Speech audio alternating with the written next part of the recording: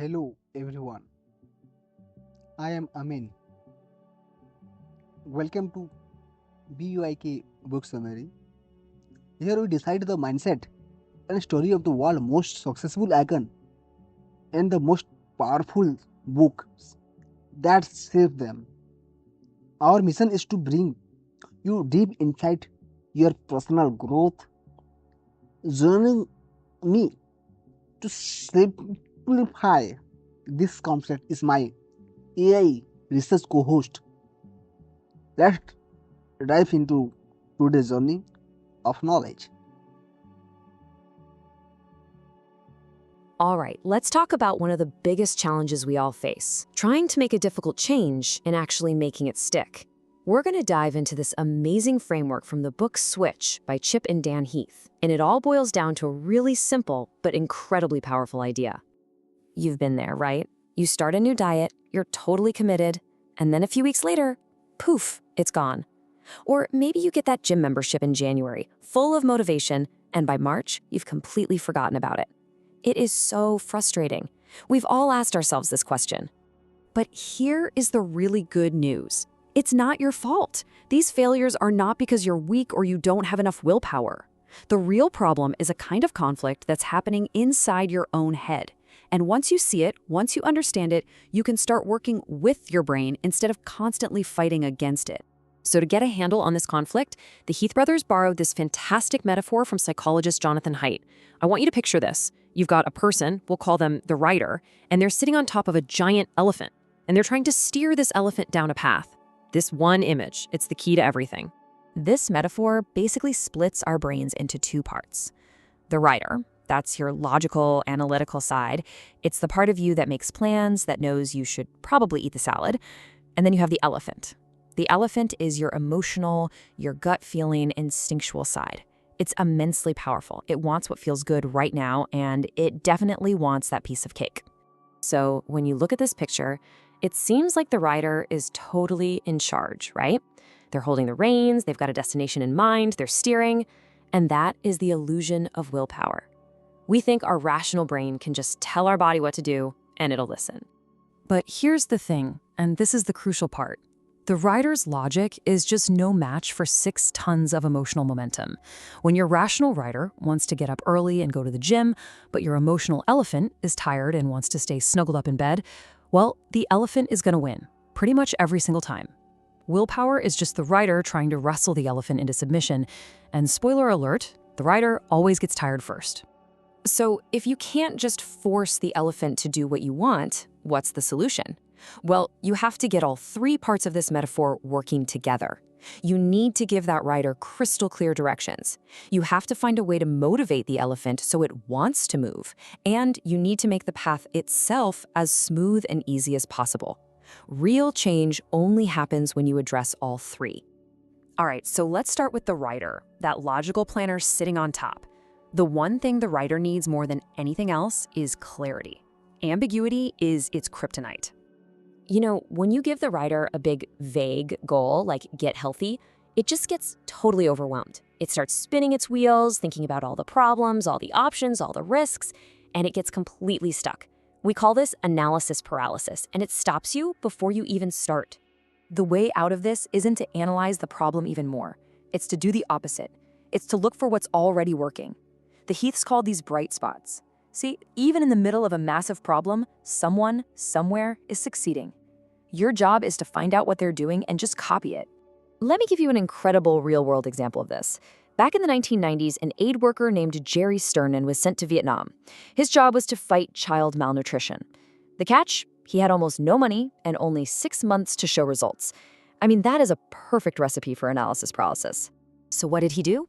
Instead of studying the problem of why kids were malnourished, Sternin went looking for the bright spots. He found poor families whose kids were perfectly healthy. And he asked, what are these moms doing differently? And it turned out to be super simple stuff.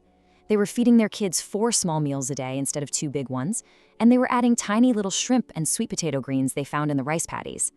These were things available to everyone, but most people thought of it as low-class food. She didn't have to invent anything new. He just had those bright spot mothers teach the other mothers their simple tricks. And the result? It was astounding. In just 6 months, malnutrition in the village dropped by 65%. That is the power of giving the writer clear directions by finding what's already working. Okay, so the writer has a clear, simple plan. But that's only 1/3 of the battle. Now comes the hard part. We've got to get that 6-ton elephant to actually want to move. See, here's the thing about the elephant. You can't persuade it with spreadsheets and PowerPoint presentations. The elephant is all heart, not head. It doesn't care about your data. It needs to feel the reason for the change. You know, logic makes you think, but it's emotion that makes you act. So how do you actually do that? Well, there are a few ways. First, you have to find the feeling. You've got to connect the change you want to make to a core emotion or value. Second, you have to shrink the change. Big goals are terrifying to the elephant, so you break it down into a first step that is so tiny, so easy it seems almost effortless to do. And third, you appeal to identity. You frame the new way of doing things as something people like us do. All right, so we've got a clear direction for the rider, and we've motivated the elephant. We're almost home. But there is one last piece of the puzzle, and honestly, it might be the most powerful one of all. It's the environment itself. The Heaths call it shaping the path. Take a look at this number on the screen, 53%. What on earth could that be? Well, it comes from this kind of funny study involving moviegoers and some really, really bad popcorn. Get this, researchers gave people free buckets of popcorn that was 5 days old. I mean, it was stale, it was awful. But they gave some people a medium-sized bucket and others a giant bucket. And the people with the big bucket ate 53% more of this terrible popcorn. Why? Not because they were hungrier, and definitely not because it tasted good. It was simply because the bucket was bigger. That's it. Their situation dictated their behavior. And that is the whole idea behind shaping the path. You make the right behaviors easy and the wrong behaviors hard. If you want to eat healthier, don't rely on willpower to resist the cookies. Just make the path easier. Put a bowl of fresh fruit right on the counter where you'll see it, and hide the junk food in a cabinet that's hard to reach. You're making the right choice, the easy choice. Okay, so let's pull all of this together. This isn't just a cool theory, it's a really practical plan that you can use for pretty much any change you want to make in your life. So think about something you want to change right now. First, direct your writer. Find a bright spot, a time you've succeeded even just a little bit, and figure out the exact, super clear next step. Second, motivate your elephant. Find the real emotional reason why this matters to you and make that first step laughably small. And third, shape the path.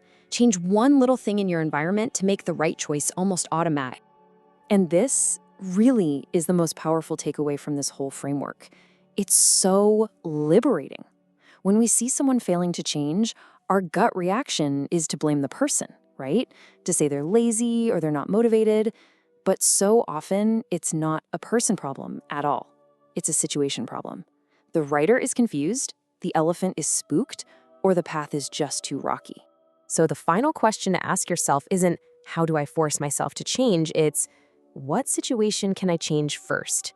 Because if you change the situation... So friends, those were the powerful insight that can truly transform your life. Remember, growth doesn't come from the just listening, but from applying this lesson.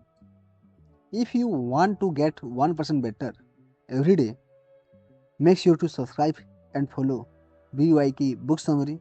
I am Amin, and I will see you in the next episode with another incredible story.